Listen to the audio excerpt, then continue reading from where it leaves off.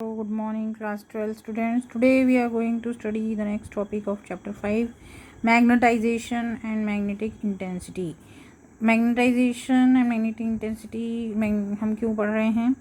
The earth abounds with a bewildering variety of elements and compounds.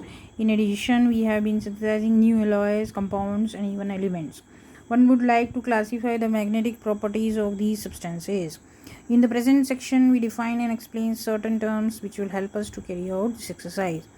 क्या बोल रहे हैं कि अर्थ में से जो भी एलिमेंट्स एंड कंपाउंड्स मिलते हैं उसमें मैग्नेटिक प्रॉपर्टीज़ रहती हैं. न्यू एलॉयज़ और कंपाउंड्स भी अभी मिलते हैं माइनिंग में, उनकी मैग्नेटिक प्रॉपर्टीज़ होती है. तो उनकी प्रॉपर्टीज़ के बेसिस पे उनको अलग अलग क्लासीफाई करना पड़ता है एलिमेंट्स और कंपाउंड्स को. तो उसके लिए कुछ प्रॉपर्टीज़ आपको कॉमन प्रॉपर्टीज़ निकालनी पड़ेंगी जिससे हम अलॉयज़ और कंपाउंड्स को डिफरेंशिएट कर सकें. अलग अलग alloys compounds on the basis of their magnetic properties. तो which magnetic properties they can be classified, वो property हम describe करेंगे here. We have seen that a circulating electron in an atom has a magnetic moment. Electron जब move करता है तो उसमें magnetic movement होता है. कोई भी एलिमेंट अलॉय आपने निकाला है तो उसमें एटम होगा, उस एटम में जो इलेक्ट्रॉन होता है उसका मैग्नेटिक मूवमेंट होता है. In a bulk material, these moments add up vertically, vectorally, and they can give a net magnetic moment which is non-zero. Bulk material मतलब बहुत ज़्यादा आपके पास मटेरियल है, अगर एलॉय है, कंपाउंड है और उसको आपको यूज़ करना है एज ए मटेरियल, तो उस मटेरियल में क्या होगा, हर एक एटम का जो मूवमेंट है मैग्नेटिक मूवमेंट वो वेक्टरली ऐड हो जाता है एंड उसका जो नेट मैग्नेटिक मूवमेंट है वो एक वैल्यू आती है that is known as non zero. So we define magnetization of a sample to be equal to its net magnetic moment per unit volume. अभी तक हमने सिर्फ मैग्नेटिक मूवमेंट पढ़ा था, पर हमें अब बहुत एक पूरा मटेरियल है उसमें कितना मैग्नेटिक मूवमेंट होगा, उस मैग्नेटिक मूवमेंट के basis that is one property, उसके बेसिस पे उसको यूज़ किया जाएगा मटेरियल को. That property we are considering as magnetization. So magnetization is the net magnetic movement per unit volume. So this property is called magnetization, net magnetic movement in a bulk material divided by per unit volume. It is a vector quantity. Its dimensions are, क्योंकि magnetic movement vector होता है तो ये भी vector होगा. इसका dimension होगा ampere per L-1 A and is measured in a units ampere per metre. इसको आप खोलेंगे तो नेट मैग्नेटिक मूवमेंट होता है NIA नंबर ऑफ टर्न्स का तो कोई यूनिट नहीं होता. आई मतलब एक एम्पियर हो जाएगा, ए मतलब मीटर स्क्वायर हो जाएगा, वॉल्यूम मीटर क्यूब हो जाएगा. इस तरह से NIA होता है इसका फॉर्मूला मैग्नेटिक मूवमेंट का. तो एम्पियर मीटर स्क्वायर पर मीटर क्यूब मीटर स्क्वायर में से कट हो जाएगा, 1 मीटर बचेगा. तो यहाँ पे 1 मीटर बचेगा. So that's why it is ampere per metre. यहाँ पे नंबर ऑफ टर्न्स की कोई यूनिट नहीं होती है. तो इस तरह से इसकी यूनिट हो जाएगी एम्पियर पर मीटर और डायमेंशन हो जाएंगे L-1 A. Consider long solenoid of n turns per unit length and carrying a current I. Magnetic field in the interior of the solenoid was shown to be given by. अभी एक solenoid हम consider कर रहे हैं, उसके अंदर का जो इंटीरियर में जो मैग्नेटिक फील्ड होगा that is called μ0 and I. B0 is the interior of the solenoid.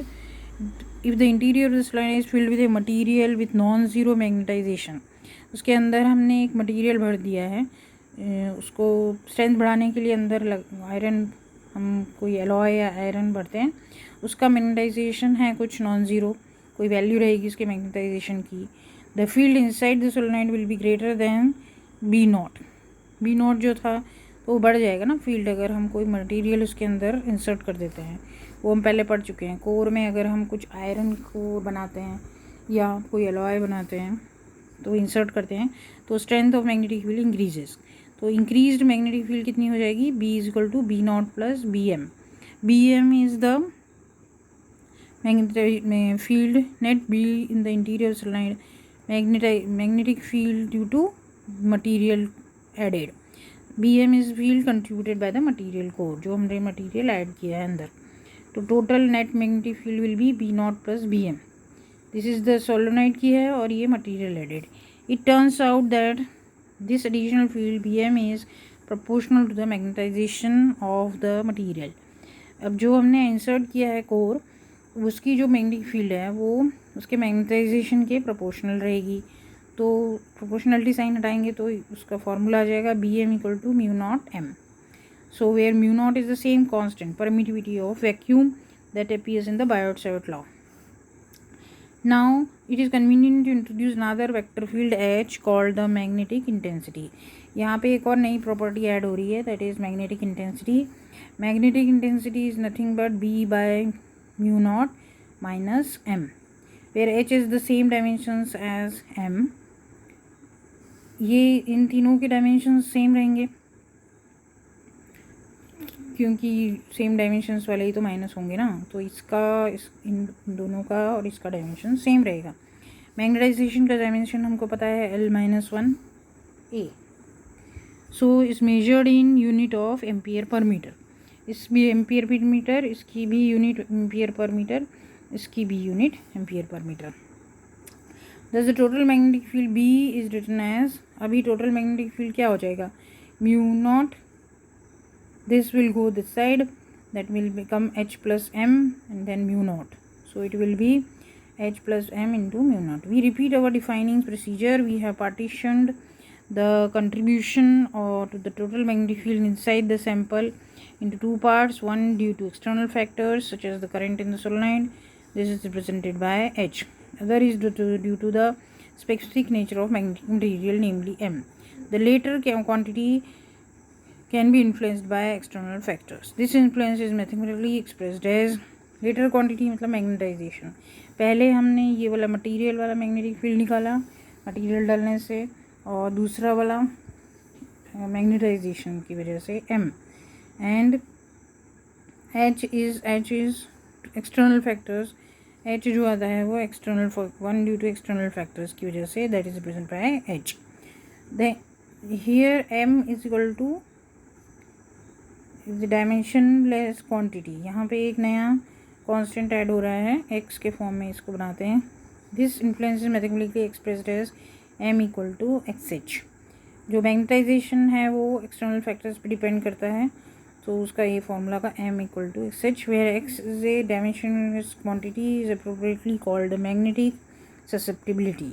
This is called magnetic susceptibility. It is a measure of how a magnetic material response to external field.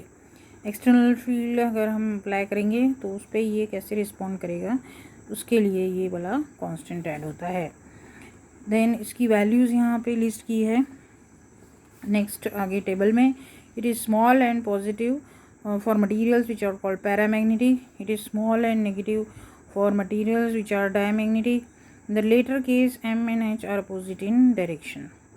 We obtain B is equal to, अब final क्या आ जाएगा आपके पास, B is equal to μ0 1 plus X into H, where μ0 μr into H. अभी ये कहाँ से आया, म्यू H प्लस हमने यहाँ M की जगह पे पुट कर दिया दिस वैल्यू. तो M की जगह आप ये दिस वैल्यू पुट करेंगे तो ये हो जाएगा μ0 H प्लस μ0 XH. तो H कॉमन लेंगे तो ये आ जाएगा μ0 plus 1 plus X into H. तो इन दिस वे, और फिर ये वाली जो वैल्यू है इसको हम μr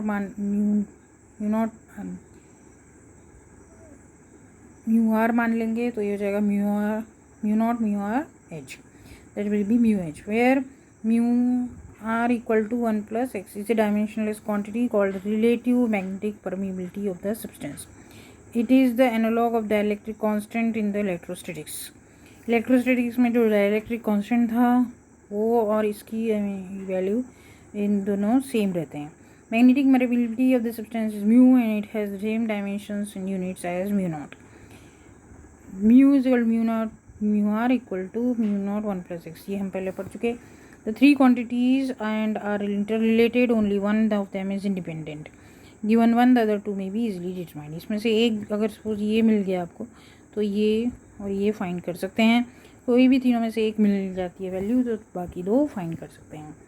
okay, this is about magnetization and magnetic intensity. Thank you.